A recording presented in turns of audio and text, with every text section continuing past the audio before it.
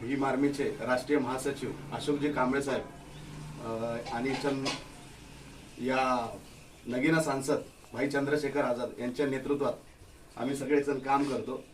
ताईंनी जे काही काम केलंय ते ना कुठल्या पक्षाचं ना कुठल्या राजकीय याचं कुठल्याच असं कुठलंही नाही, फक्त जी बाबासाहेबांबद्दल जी बोलतात ना तळमळ, जी भावना की माझ्या बापाचं नाव का नाही घेतलं माझ्या, आणि हे प्रत्येक वेळेस होतंय प्रत्येक ठिकाणी, आणि ती तळमळ त्यांची अंतःकरणातून आली आणि त्यांनी तो आवाज उठवला।